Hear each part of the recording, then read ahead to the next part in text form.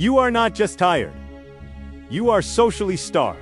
That matters, because people who are socially starved often describe themselves in the language of failure. They say they are lazy, broken, awkward, emotionally distant, hard to love. But what if that is the wrong diagnosis? What if the emptiness you feel is not proof that something is wrong with you, but proof that you have been living inside a world that keeps taking from you what human beings actually need?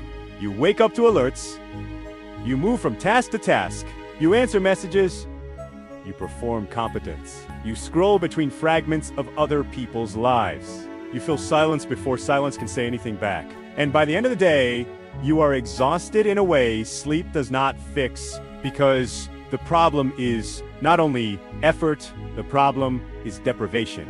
You can be productive and deeply deprived. You can be informed and deeply deprived. You can be surrounded and deeply deprived.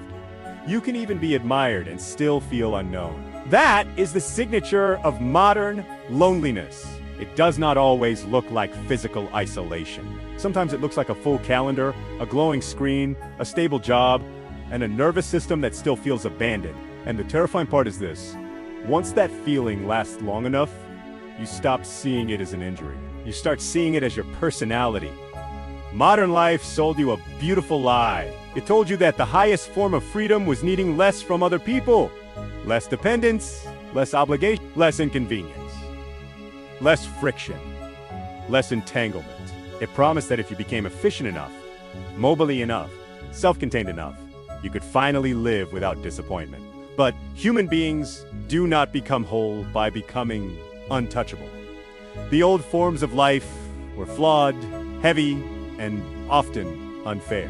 But they contain something modern life keeps destroying: repeated contact, familiar faces, accidental conversations, places that asked you to return. Rituals you did not have to invent every morning. People who knew your name before they knew your opinions.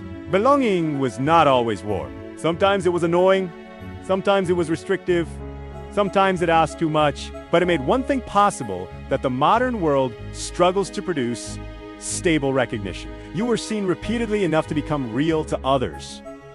Now look at what replaced it. Convenience replaced presence. Mobility replaced rootedness. Personal branding replaced familiarity. Freedom became the freedom to disappear. And that is why so many people live with a strange contradiction. More options, less attachment, more visibility, less intimacy, more expression, less understanding. The tragedy is not that we lost a perfect world. The tragedy is that we built a world that keeps dissolving the conditions required for trust. And then we blame individuals for being unable to trust. The loneliness machine works by fragmentation. First, it fragments time. Your day no longer belongs to deep human rhythms. It belongs to interruption.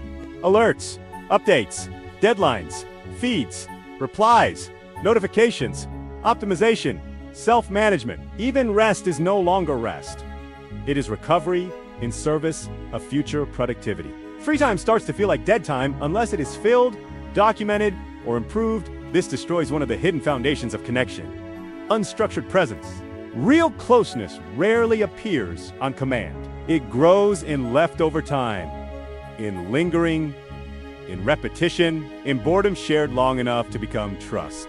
But when every empty space is colonized by stimulation, nothing has time to deepen. Then the machine fragments placed. People live in apartment blocks full of strangers. They move cities for work. They leave home for opportunity. They return to neighborhoods where nobody knows each other. Even familiar places become transactional. The cafe is a station. The gym is a station. The office is a station. The street is a corridor. You pass through everywhere and belong nowhere. Then the machine fragments identity. You learn to become legible before you become known. Presentable before vulnerable.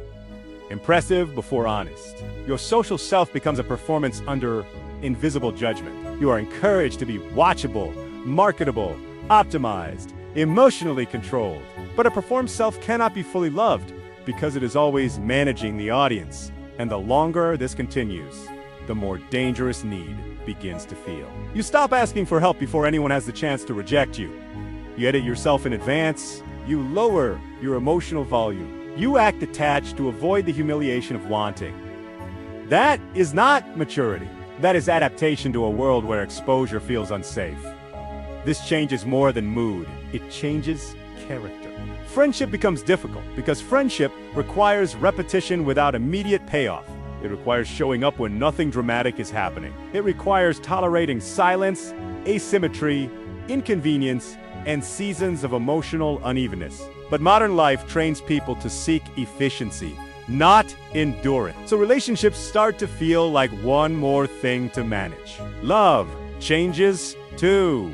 People want intimacy, but fear dependence. They want to be understood, but fear being seen too clearly.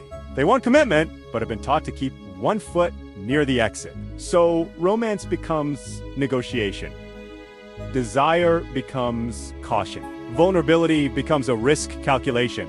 And once enough people begin to live this way, the emotional atmosphere of society changes.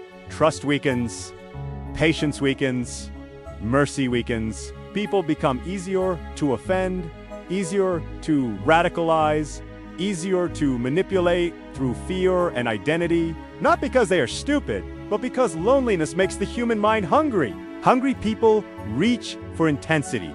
They reach for belonging wherever it appears. They reach for tribes, enemies, explanations, symbolic wars. That is why loneliness is never just personal. A society full of disconnected people does not remain politically neutral. It becomes combustible. When people cannot find depth in ordinary life, they start searching for meaning and conflict. Public life becomes theater for private wounds. Outrage becomes counterfeit intimacy. At least rage makes people feel joined to something.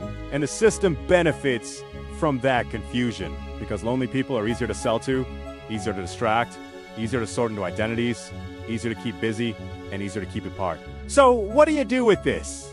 First, you stop calling the wound a personality trait. You stop romanticizing emotional self-sufficiency. You stop confusing numbness with strength. You stop assuming that because everyone is living this way, it must be natural. It is not natural to feel disposable. It is not natural to live constantly interrupted. It is not natural to be surrounded by people and remain untouched by them. It is not natural to have a voice and know where to belong. Human beings need recognition, repetition, mutual obligation, and places that can hold memory. That means the answer to loneliness is not just self-improvement. It is reconstruction, not a fantasy return to the past.